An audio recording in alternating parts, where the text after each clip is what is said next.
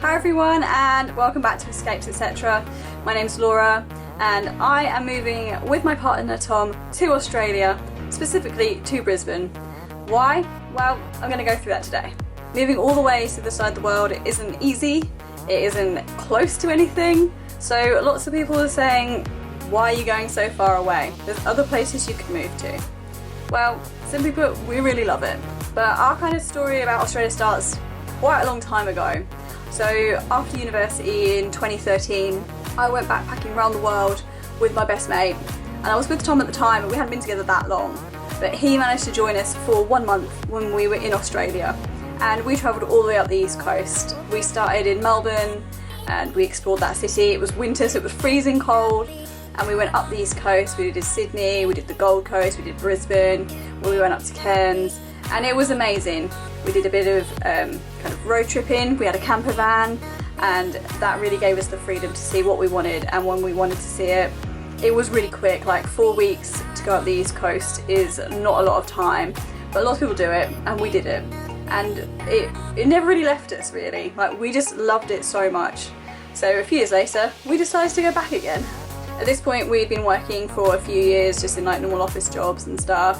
Tom was working in London, I worked in London for a couple of years and then I left that to work somewhere closer to home.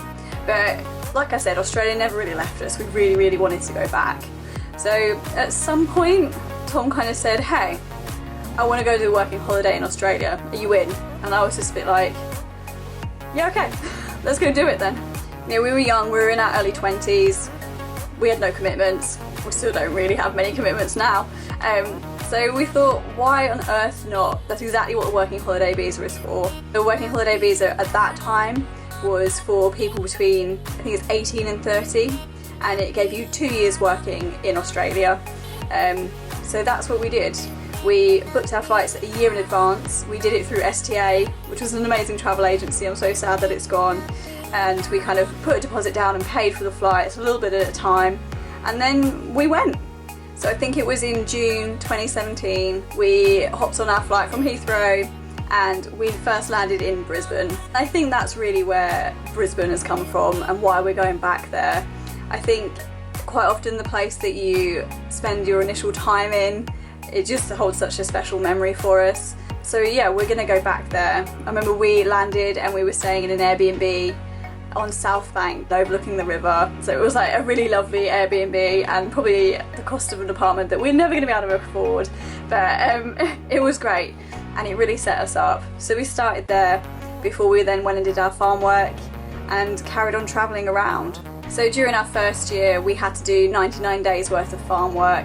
That's a standard thing. If you wanted to get your second year visa you had to do the 3 months of farm work. So we travelled down to South Australia and we did some dairy farming. We hated it, so we travelled up the coast, we tried blueberry picking. That was even worse. So we actually then travelled back down the coast and ended up in the Murray River region where we finished our farm work and we actually went back to dairy farming. But it was a much better environment, it was much nicer, the people we were working with were really lovely and they really looked after us. So all in all, it was actually quite a good experience. Also, I know dairy farming is very controversial, so don't come at me with that, but that's what we did. And also it was a bit taxable. With farm work you have to actually count the days you're actively working, and with dairy farming it is 24/7, so it's 365 days a year, so it's the quickest way to get your farm work done and dusted. At this point we had a car, we had a Honda CR-V, and we'd actually kind of built a bed platform in the back and converted it into a camper. It was such a small space, thinking of it now, I can't believe we actually kind of managed to sleep and go places and not kill each other. But we travelled up the coast a little bit more and we ended up actually stopping back in Brisbane for 4 months again, just to do some more work and top up the funds. And that again really cemented the fact that we really love Brisbane. It's just got such a homely feel for us, and yeah, that's really made our decision from then. While we were living in Brisbane we were in a house share, so we were actually living with Aussies, which was really nice. It was a beautiful old Queenslander house, which is like my dream house. Tom's not so keen I don't think, but I really would love a Queenslander house. And we just had like a really good time there. Brisbane just feels really homely. It's kind of got the feel of a big town rather than a city, although I think it has grown a lot. Obviously with the Olympics coming to Brisbane, there's loads of work going on, but it's still just a really nice place. It's really relaxed. We love the food scene there, we love the entertainment scene there. It's just a really, really nice place to live and work. Along with Brisbane being a great city in itself, the Queensland coast, we've got the Gold Coast and the Sunshine Coast kind of either side of Brisbane. They're incredible. They are beautiful coastlines. They're the typical Aussie beaches that everyone kind of sees and that we really want. I love the ocean, so it was a big thing to me to be close to it. And so we just feel that Brisbane kind of really gives us the lifestyle. Of course, we will be open to whatever, you know, if we get there and we find actually we don't quite like it, we can have a look at moving. Our visa allows us to do that, so we're very lucky. But for now, I feel like Brisbane's gonna be home. Anyway, I kind of digressed slightly there. So after Brisbane for a few months, we carried on up the coast and saw everything we could. And we ended up in Cairns before we kind of decided to go to Southeast Asia for a few months and break up our tours in Australia. You know, Southeast Asia is so close to Australia, it made sense to go and see some of it. Tom hadn't explored it very much. I've been lucky enough to see quite a bit of it when I was backpacking around the world after university, but Tom hadn't seen a lot of it, and that was like 10 years ago for me as well. So it was really, really good to go back and to go to new places I hadn't been to as well. So during these 3 or 4 months that we were in Southeast Asia, we went to Bali, Singapore, Malaysia, Thailand and Cambodia. And it was great, like it was proper backpacking again. We were definitely some of the older backpackers, but it doesn't really matter. It was just really, really fun to see everything again and see new places as well. Like I'd never been to Bali or Singapore before and I love both of them. So that was really exciting. But yeah, we lodged our visa for our second year working holiday while we were in Asia, and you had to wait for it to be granted before we could go back to Australia. So yeah, we just took our time and had a really good time. Then after the 3 or 4 months, we flew back to Sydney. Both of our parents came out, which was amazing. It was so good to see them after like a year and a bit of being away. And we also decided to kind of stay and work in Sydney for 6 months just to get some more money again. It was great. Like Sydney was a really, really cool city to live in. I just couldn't live there full time. It's just a bit too crazy, but it is incredible. I mean, the beaches you've got there, you've got everything. It's Sydney. It's a bit like going to London. You've got everything you want. But while we were in Sydney, we decided to buy ourselves a camper van. It was kitted out already. It was another backpacker's camper van, but it was gross, basically. So we ripped it all out and we rebuilt it, and that's kind of really where my Australia series from last time kind of started. Kind of starts with us rebuilding this camper van out. I didn't do the best job at filming it, but got a little bit of an idea there. And then after that, we kind of did a lap of Australia. So once our camper was ready and we'd finished working in Sydney, after we'd finished building out the camper van and we'd finished working, we took a slow ride up to Brisbane, and then we decided to go inland to Alice Springs and Uluru, and it was amazing. You have to do it.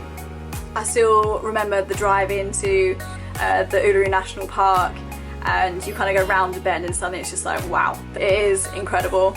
I know people think, oh, it's just a rock in the middle of the country. It's not. It's like incredible. And after 3 days of driving to get there, yeah, it's something else. It really is. So after we'd spent a few days kind of exploring Uluru National Park, we went north and we went to Darwin, and it was great. I absolutely love Darwin. It is hot, but it's a really lovely place. And I was really fortunate to be able to stay with an old colleague who I'd kind of kept in touch with and reached out to, and she showed us around, which is always the best way to see a place anyway. But the national parks in the Northern Territory are incredible. There are a lot to see and there's a lot to do, and you just got to spend some time up there. Even if you are emigrating over rather than working holiday visaing, you've got to spend some time in the Northern Territory. It's just fantastic. And after Darwin, we just kind of carried on. We just went down the west coast, went to Exmouth, went to Perth, went to Margaret River, carried all the way down, and then we drove across the Nullarbor on the south coast between Perth and Adelaide. Yeah, between Perth and Adelaide. And that takes a couple of days to drive as well. But yeah, there's so much to see. The west coast, I think, has the best beaches in Australia, and also it has the best access to the best reef, which is the Ningaloo Reef, in my opinion, even more so than the Great Barrier Reef. Sorry. So our time in Australia ended in 2019. We ended it in Melbourne, which was great. It was chilly, but yeah, we ended it there and we flew back home, and I remember on the plane back I just cried, and it was so awkward because I was sat in the front row seat right opposite the air steward who was sat there, and he was just like, "Is she okay?" to Tom, and he was just like, "Yeah, she'll be okay." But yeah, I was really sad to leave. I loved every single second of there, and coming back home is always strange because I think people, if you have travelled, people come back and they're just like, nothing's changed, and yeah, that's the case really, that is the case, but why should it have? Like, people are just living their lives as normal. But yeah, it was really strange to come back. So that was October 2019, and of course by like February, March 2020, the world stopped. So I'll be forever grateful that we went when we did, because we were able to see so much, because obviously Australia just shut everything down as soon as COVID hit. Like, nobody could go in, nobody could go out, nobody could go to the different states. It was just a complete lockdown. But like I said before, we were never really able to shake Australia out of our system. We'd made friends out there who'd moved out there from the UK as well, and they were really enjoying it.